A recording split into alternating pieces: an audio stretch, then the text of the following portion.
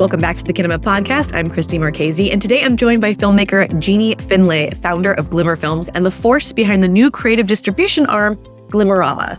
Suzanne Alizart also joined Glimmerama as the head of business affairs and their creative producer. If you know Jeanie, you know that she has become one of the most thoughtful and outspoken voices on how filmmakers can take ownership over their audience, their release strategy, and their rights. So in this conversation, we talk about creative distribution, building a real demand around a film, and why the best distributor for your film might just be you.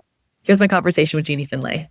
Okay, and we're back, and we're here with Jeanie Finlay. She is a prolific filmmaker. I was trying to count on IMDb, and I think there was like at least over 14 over there, but we can dig into that. She is the founder and CEO of Glimmer Films and has also recently launched a creative distribution arm, not a distributor, but a creative distribution arm or branch called Glimmerama. So thank you, Jeanie, for being here. Thanks so much. It's such a joy. I'm such a fan of Glimmerama, so thanks. Join. I'm such a fan of yours, and I just want to say you are so generous with sharing your learnings, like consistently. People still remember the case studies you did. I think it was at Real Screen like 2 years ago or something. People still talk about the case study. Getting Real. That was it. Thank you. I loved Getting Real. It was such a sort of joyful experience. We did one of those closed door, this is what happened sessions, and yeah, people have been contacting me just like in the last few weeks saying that they were there and they loved it. I still hear, I know, I wasn't allowed in. I'm not a filmmaker. I wasn't allowed in the session. It's totally fair. I'm not upset. We've had a lot of requests to sort of release a case study. So we are going to do a case study, which will take place online, 6 p.m. UK time on the 1st of July. We'll put a link to it, and I think we should probably do like a discount for Kinema. I mean, we would love that. We'll figure it out, but I'd love people to come along. Jeannie's generosity again. Well, I think it's cool to share what you learn because, you know, original ideas are original ideas, but in terms of just being creative in how you get things out into the world, I really value the people that I've learned from, so I want to share the love. That's why we do this podcast. We're so grateful when people come on to share what they've learned. I learned a lot from working with you. I think we all kind of got into it in a recent Substack comment section about like what makes a film campaign successful. And every time I reference yours, both with us and through the other mediums in which you distributed theatrically and on other platforms too, it comes down to to me, the strategy. Like you were very thoughtful about the strategy all along the way. You really understood your audience and you really understood the value of your film. And you weren't taking like anything less than you and the film deserved. And I think the more you've talked about that has been, I think, really inspirational and encouraging for a lot of filmmakers. And so I do want to dig into Glimmer Films and Glimmerama, the creative distribution arm. What is the mission of this new, I guess, extension of Glimmer Films? You know, Glimmer Films has been a production company that I set up in 2008 to primarily make my own films. Although, you know, we do work occasionally with other people, but primarily is so I can make my feature documentaries. I've just finished my 10th feature, which is very exciting. It's going to be at Sheffield. All rivers spill their stories to the sea. You know, love a long poetic title. But Glimmerama is something, it's sort of like the love child of me and Suzanne Alizart. Suzanne's a long-time collaborator of mine, and she's a creative producer and business affairs person. And I think a lot of filmmakers are scared of lawyers. And I think that you need to embrace your rights and understand where you sit legally with your projects. And Suzanne is sort of like the best sort of creative relationship because I can have ideas and she can help amplify them and bring them to life. So we worked together on the release of Your Fat Friend. I'd also creatively distributed previous songs of mine like Sound It Out and Orion, The Man Who Would Be King, and to a certain extent, Seahorse and The Great Hip Hop Hoax. And with Your Fat Friend, we were rejected for funding and we got sort of really mediocre distribution offers. And we were sort of old enough to know that this was rubbish. We really believed in our film and knew that there was an audience there and that we could do something together. And so we set ourselves the mission to learn something, get angry, have a good time on the project. I mean, it was something that someone says in the film and it's in our trailer and we just used it as our mission statement. And so we constantly want to learn new things. And so Glimmerama was an opportunity for us to set up what we're sort of describing as an experimental creative distribution lab. And in layman's terms, I guess it just means that we're going to release all my new films, but also look at my back catalogue of 10 features and think about those rights and whether they're working hard. And what can we apply?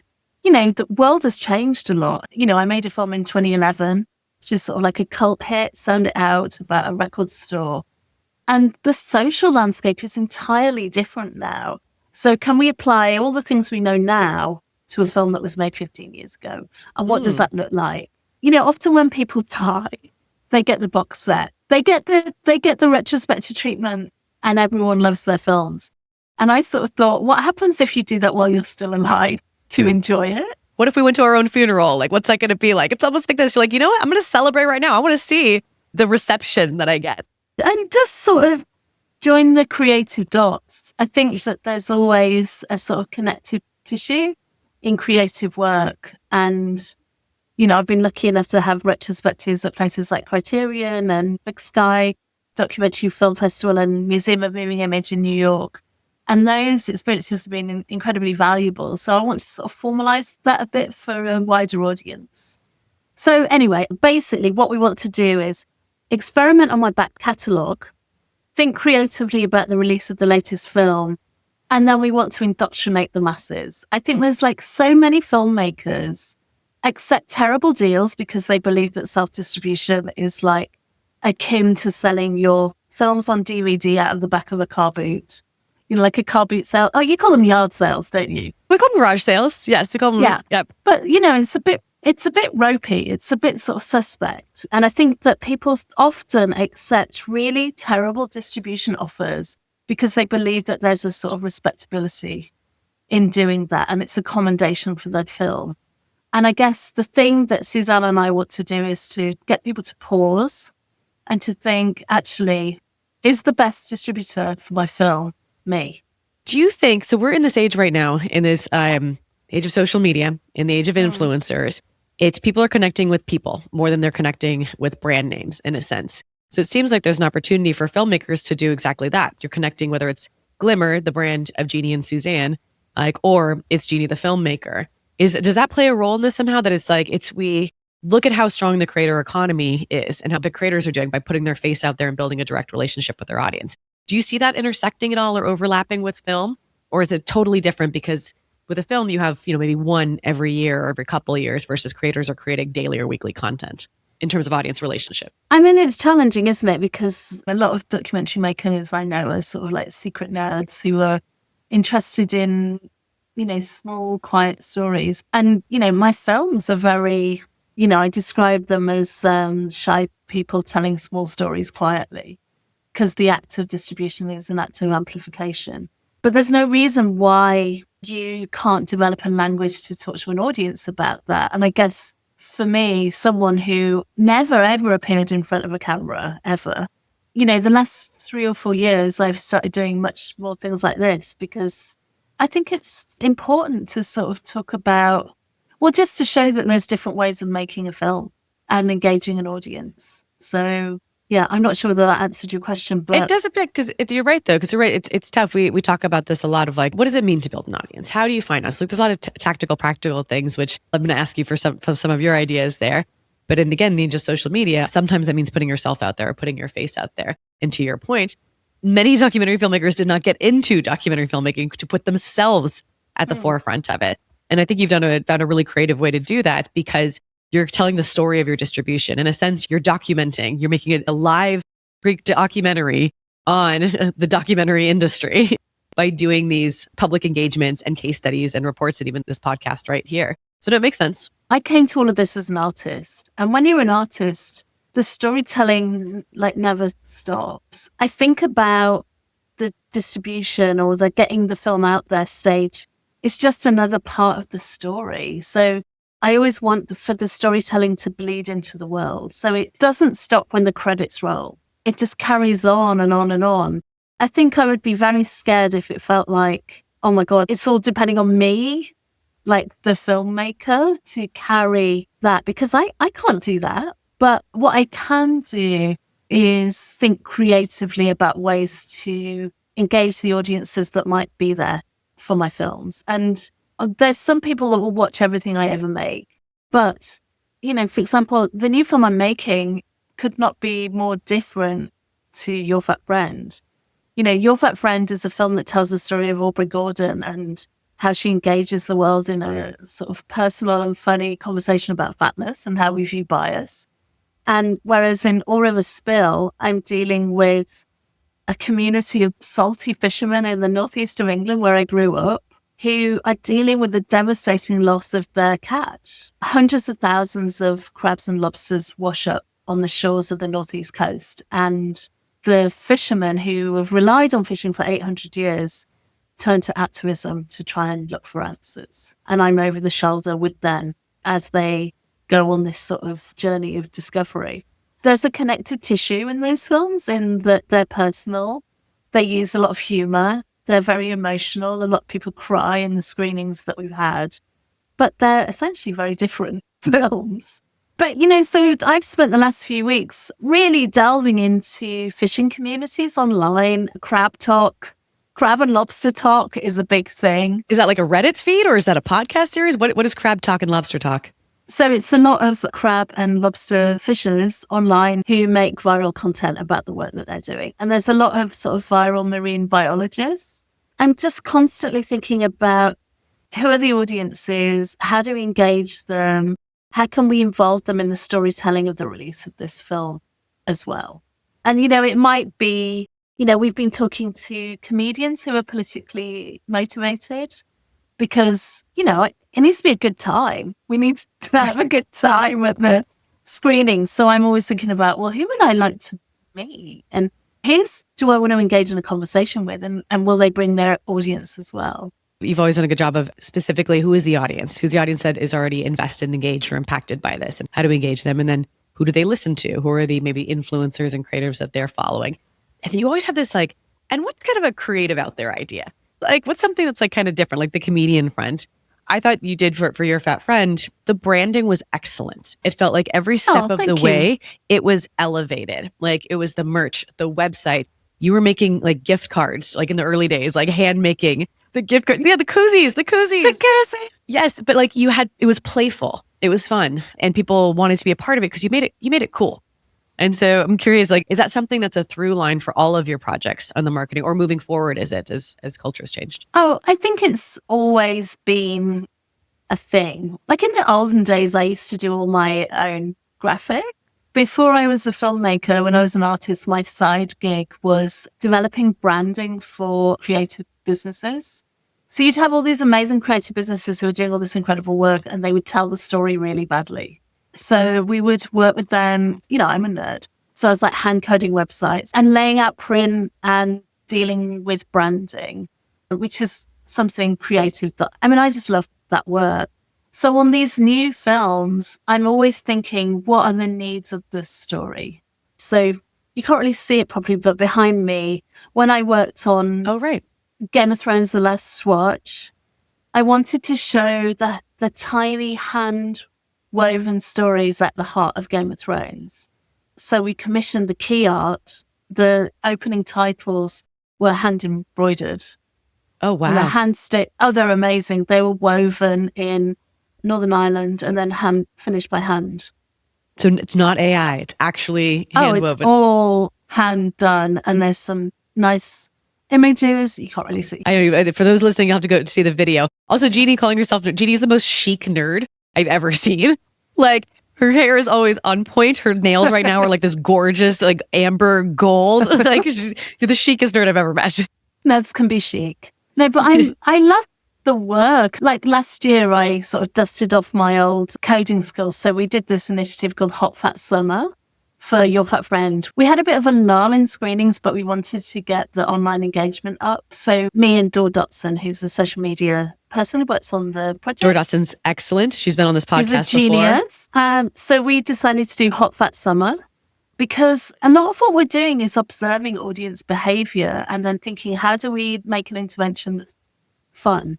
In fat community, a lot of people have pool parties, which are inclusive and people hang out. And so we got all these neon koozies. We branded it Hot Fat Summer.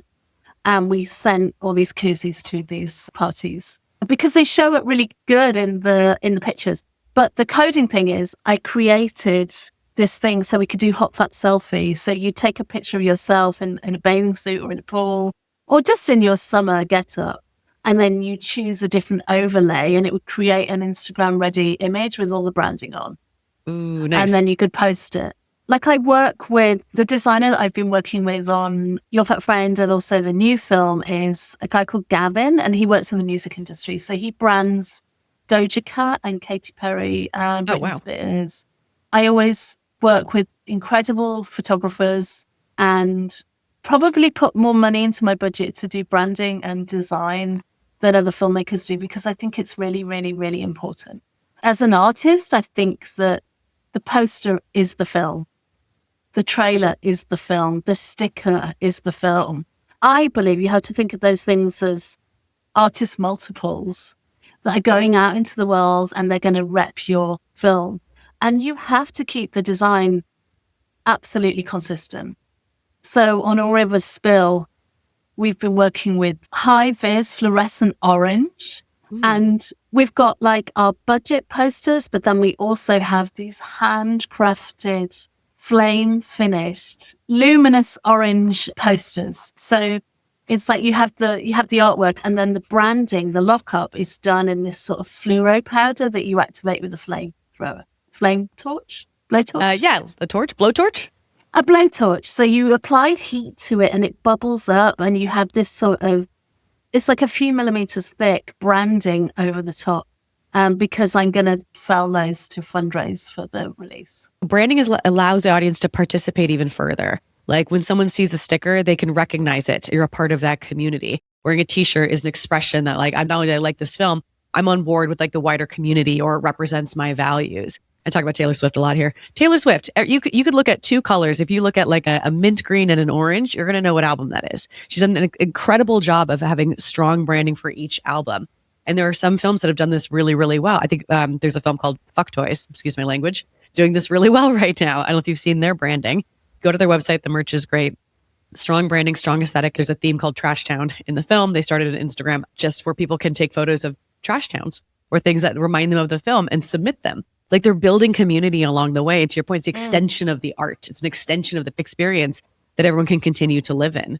So how early should audiences be thinking, in your experience, this is for emerging filmmakers, for established filmmakers who are trying to operate in this new environment, how early should filmmakers be thinking about audience, community, and marketing?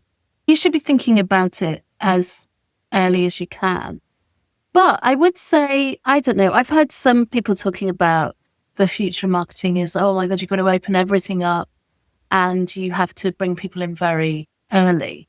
I sort of disagree with that a bit. I think you can do that, but it's also quite stressful. We did that on Sound It Out back in 2011. That was one of the first crowdfunded films in the UK. And we opened the whole process up to the public. And so we had an incredibly motivated audience from the making of the film. So that by the time we took it out to cinemas, those cinemas were packed, like people were into it. But I would say when I released Seahorse, Game of Thrones: The Last Watch, and Your Fat Friend, we dropped it. We took a page out of Beyonce's book and we just let people know as soon as it was dropped, there was a call to action. Because I think it's a mistake to exhaust people too early.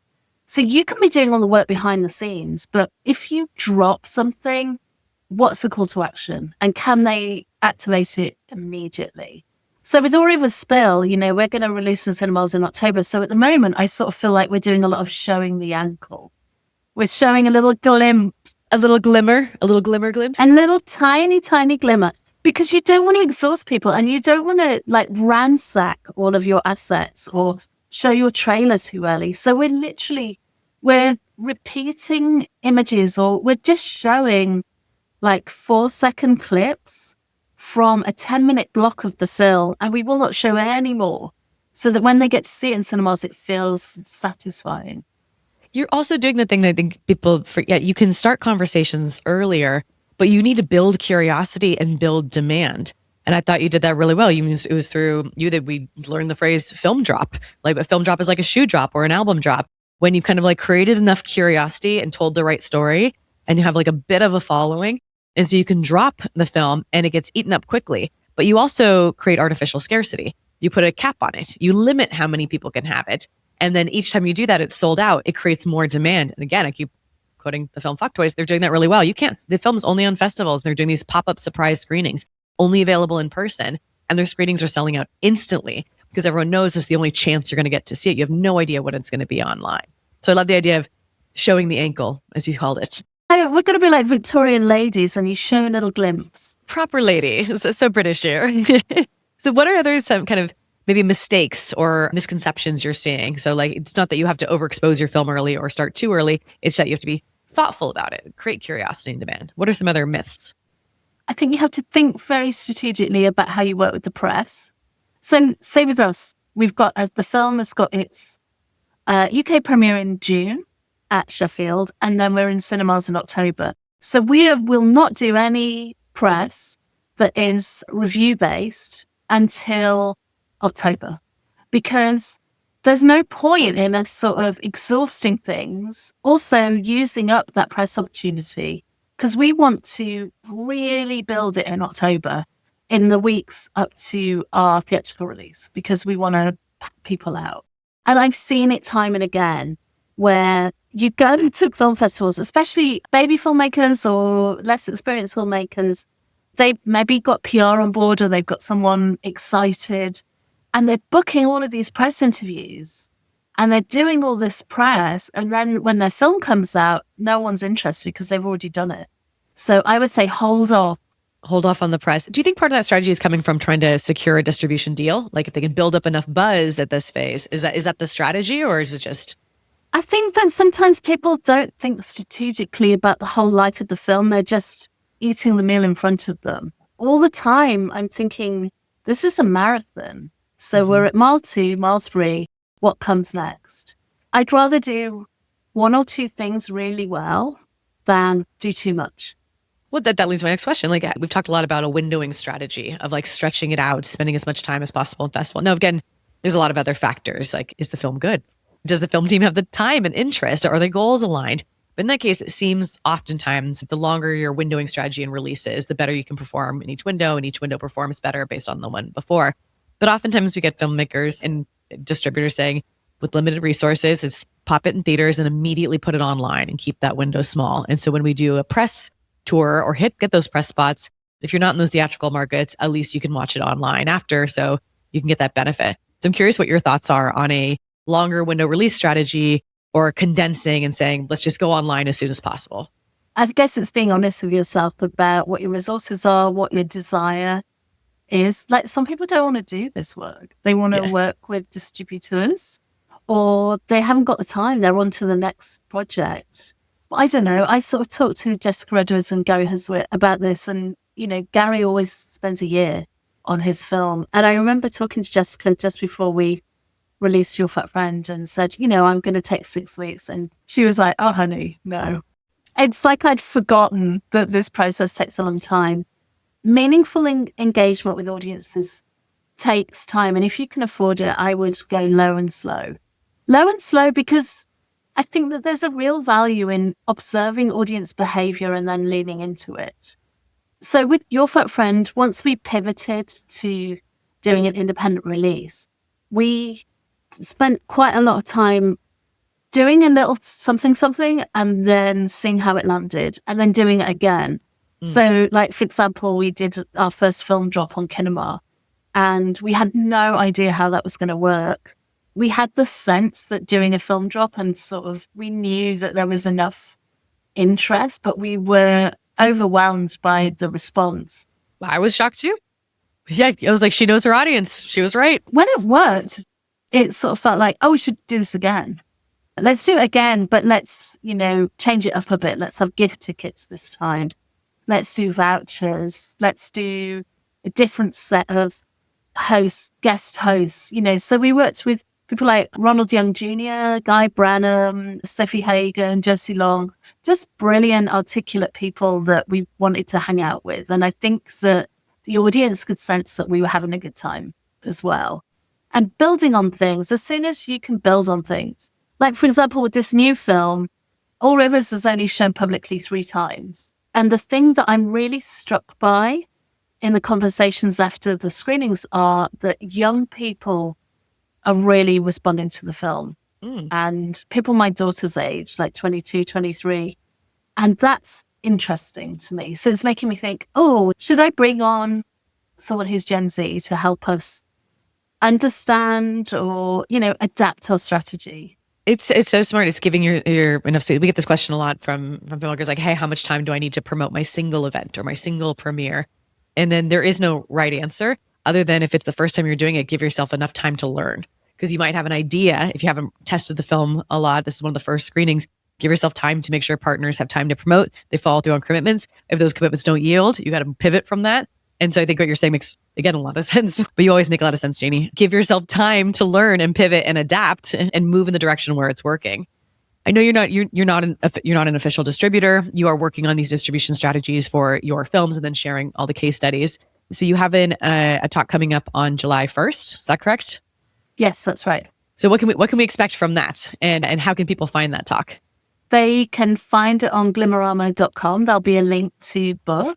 It's a paid talk, but we're going to offer a discount voucher for you guys. But it's basically going to be an image-laden case study. Like, we've learned a lot of stuff, and I think it's sometimes really good to see what we did, but also think about the questions that we asked. This is not a how-to guide, but it's like a how to change your brain guide. Ooh, I love. I think that every film has its own path to audiences in it. Like, you have to listen to the film. In the same way, I don't know, I'm just always thinking about, like, when I'm making a film, although I might use similar cameras, the approach is usually different depending on what the needs of the storytelling are. I had to learn a lot about underwater photography when I was doing All Rivers Spill, and I had to spend a lot of time on a fishing boat and be out in all weathers. And that's very, very different to filming in Portland, Oregon, making a portrait. That's a very different thing. I believe in that idea that the medium is the message. So you listen to the film that you need to make, and that changes up creatively what you're doing. And distribution is no different. So, I had a filmmaker come up to me and say, oh my God, I love what you did on Your Pet Friend. We just copied everything for our release. And I sort of said to them, why? Your film was entirely different. Yeah.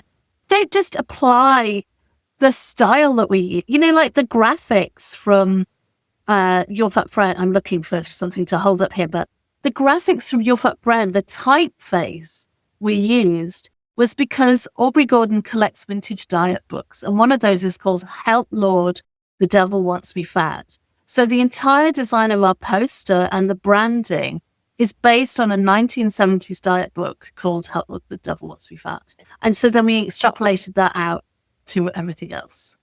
So, that's the origins. It's like that scene in Working Girl. It's like, what's the creative origin of your thing? And obviously, you can do whatever you want, but just think of it creatively. Be as creative as you would be when you're directing a film. I think I could not reiterate that enough. I think we get a lot of questions. We used to get this at Picture Motion too, of like, how do I do that campaign? And I think this firsthand when many filmmakers say, I want to talk to Jeanie. I want to do what she did. First of all, you're very generous now. You're sharing everything that you've done, but it's not that simple. It's rewiring your brain and to think there are some kind of core approaches, but what's going to happen out of that approach is going to be very different based on the film. And so I think it's part of what we try and do here is share ideas, share case studies to help inspire people to think creatively about distribution and marketing. I think Suzanne and I are going to share it. It's sort of an updated version of the case study that we gave at Get Unreal. And that is based on the things that we've learned and also the sort of roadblocks that we came up against. We were told no one wants to watch a film about a fat lady. All the traditional routes that we went down to try and raise audience money to take us to cinemas, there was like no interest whatsoever. And so that's when we went to Kinema. And it was I can't tell you how what a confidence boost that was. It made us feel like, okay, this is working. Like we knew it. We can carry on. Well, there's nothing like raising the money that you applied elsewhere, but like doing it in half an hour. No, it was amazing. I watched it. I was like, did our site glitch? How did She sold out in 30 minutes. No, it's amazing. It's interesting with like new platforms. You know, we did experimental work on Jolt or Kinema, and then also our releases. And people see things selling out very quickly. So when we did our cinema release, it sold out really quickly. What they're not thinking about is the massive amount of work we did in the build-up. So it's like you're rolling a boulder up a hill, but you only witness it when it rolls down the hill. Do you know what I mean? So we're doing this push, and deep thinking, and also dreaming. Like the things that we've got planned for Rivers are ridiculous. Show us that ankle. Tease us a little bit of what's happening, which you have a little bit with the fishermen and some of the comedian work that you're doing. We have to wrap it up, but is there anything else we didn't cover that you want to share with the filmmakers that listen, or with the industry and people who work in marketing and distribution? I think we live in a sort of really turbulent climate for filmmaking and funding, but that it's always been like that, really. I would say, I think that there's a real value in just being tenacious. The thing that filmmakers know more than anything is tenacity. And that can be our strongest sort of asset. You know, I don't come from independent wealth. I haven't got a sugar mummy or daddy in the background who is like funding this. Everything I've made has been made independently. And I think that there's a real sort of energy that can come from putting stuff out there and moving quickly. And yeah, just doing it wrong, but learning and then moving on to the next thing. Thank you. Thank you for sharing. Thank you for always sharing the work that you're doing, and congrats on launching Glimmerama. And we will share the link to the talk and the code that you're going to give us, the discount code for Kinema users and listeners, happening on July 1st. And I will see you at Sheffield. See you in Sheffield. I can't wait. It's going to be great. Awesome. Thank you so much, Jeanie. Thank you. It's been great to chat. And that's our episode. Thank you to our special guest, our producer and editor, Ron Pissarro, and you, the filmmakers, creators, marketers, and distributors that are dedicated to connecting audiences with great films.